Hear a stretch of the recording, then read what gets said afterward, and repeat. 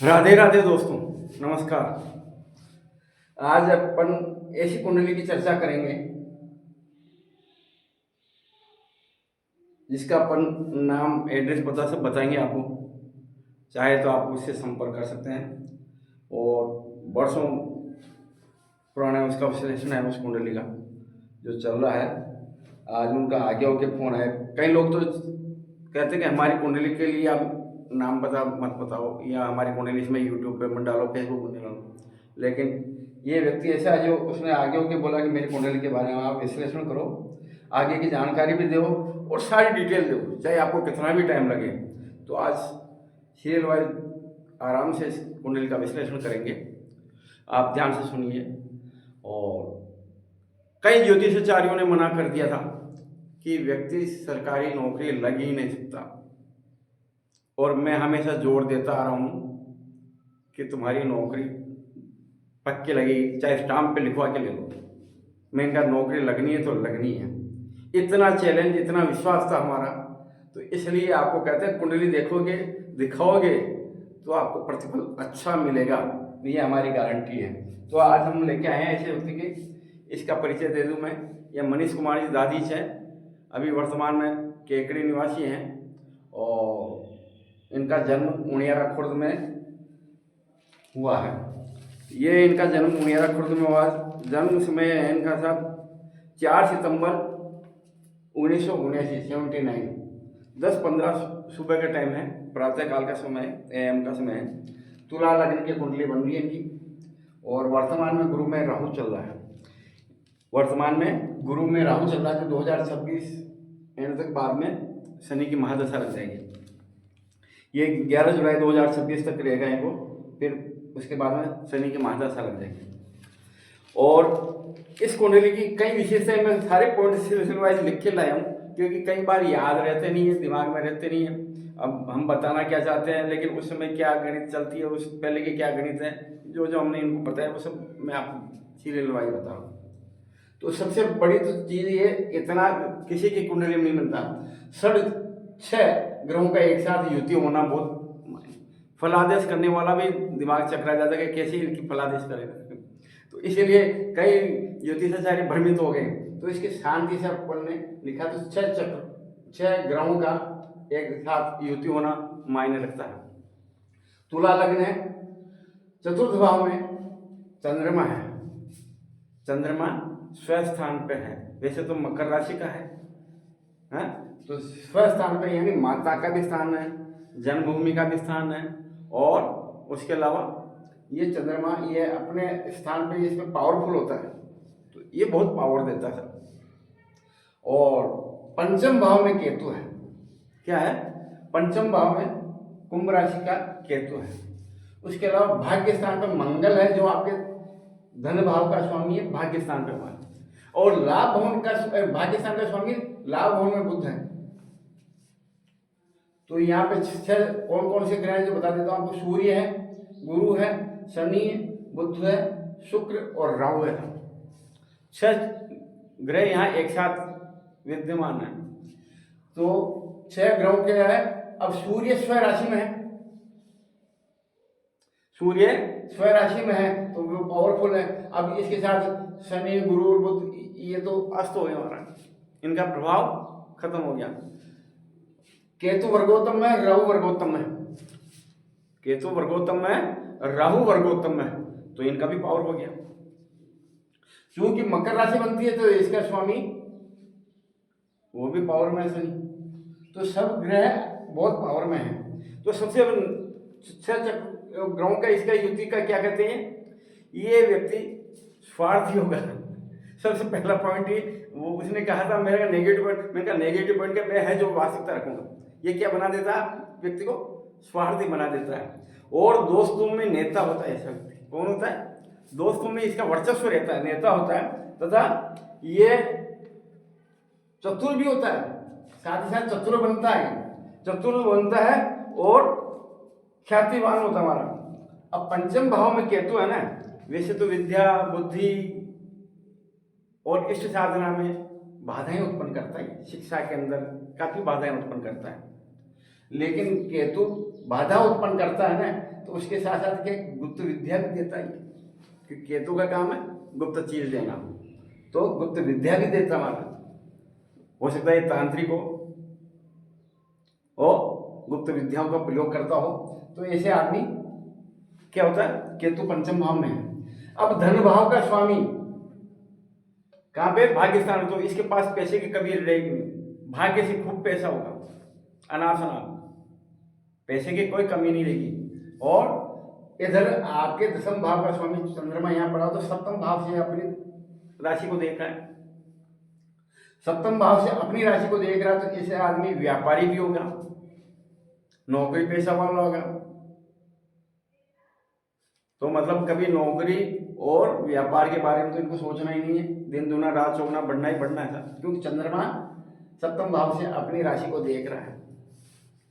और ये चंद्रमा यहाँ पे है, तो ये क्या करता, माता के प्रति इसको बहुत लगाव है, इतना लगाव है, इतना लगाव है कि माता के प्रति इसके कोई कुछ कह दे या कुछ बोल देवे तो उससे दुश्मनी मोल ले ले। तो चतुर्थ भाव का चंद्रमा जो ये करता था। और उसके अलावा दसम भाव में ये मैंने बताया दिया नौकरी पैसा। अब राहु शनि की दशा में, अब दसम भाव, अभी इसके क्या हुआ, राहु की दशा में जब शनि की दशा चली, और शनि में जब चंद्र की प्रत्यंतर दशा चली ना, तो इसके पिताजी का स्वर्गवास। राहु के अंदर क्या हुआ, शनि की महादशा चली, और शनि के अंदर चंद्रमा की प्रत्यंतर दशा चली, तो पिताजी का स्वर्गवास हो गया था। अब उसके बाद में अपन लेते हैं राहु में सूर्य की अंतर्दशा 30 जुलाई 2017 से 23 दिसंबर 2007 तक। इसमें आपको राजकीय सेवा का लाभ मिला, सरकारी नौकरी। किसने दिलवाया, सूर्य ने, क्योंकि सूर्य स्वराशि में था, पावरफुल है। दूसरा चंद्रमा भी स्वराशि को देख रहा है। किसने दिलवाया इसको, सूर्य और चंद्रमा ने इसको पावरफुल किया। क्योंकि राहु में सूर्य की अंतर्दशा चली, राहु का काम बदलाव लाना, लाभ भवन में, लाभ भवन में अगर ये बदलाव नहीं लाता ना हमारा तो गड़बड़ हो जाती। तो राहु का काम बदलाव लाया, जो स्थिति उसमें बदलाव लाया, और बदलाव ला करके इसको सरकारी राजकीय सेवा इसको दिलवाई था। जबकि सभी लोगों ने मना कर दिया था, लेकिन हमने फलादेश कर दिया था कि इसके ऐसी होने वाली है नौकरी। अच्छा, पते की बात देखो, ये 3 दोस्त आए थे मेरे पास। एक दोस्त था जैन, जो वो केकड़ी के पास में ही है, और एक और दोस्त है वो भी केकड़ी के पास का ही है। 2 दोस्त आए, तो दोनों दोस्त, एक के मैंने बताया 75% मार्क्स से पढ़ेंगे, दूसरे दोस्त के मैंने बताया 60%, और इनके मैंने बोला था आपके 42 से 45 के बीच में परसेंटेज बनेगा। तो क्या नौकरी कैसे लगनी है, मैंने कहा नौकरी तो लगेगी, चाहे स्टाम्प पे लिखा पड़ी हो जाए। और वही हुआ सब, तीनों दोस्तों की नौकरी लगी, तीनों दोस्तों की नौकरी लगी।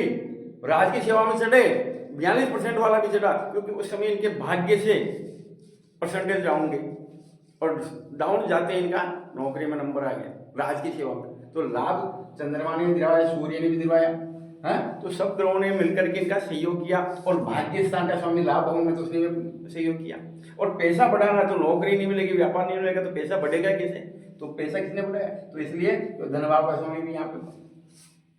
तो ये सारे ग्रह इन्होंने सहयोग किया, सहयोग करने से इनको लाभ हुआ था। और राहु तो वर्गोत्तम में तो फायदा करने वाला ही है, केतु भी वर्गोत्तम में तो फायदा करने वाला ही है। तो ऐसे इसको लाभ हुआ था। सप्तम भाव का स्वामी मंगल भाग्य। अब ये इसके अलावा क्या हुआ था, अब इनकी शादी हुई, तो शादी होते इनका भाग्य उदय हुआ, क्योंकि सप्तम भाव का स्वामी मंगल भाग्य स्थान पे है, धन भाव का स्वामी भाग्य स्थान पे है, तो कितना फायदा। तो इस वजह से इनको फायदा मिला।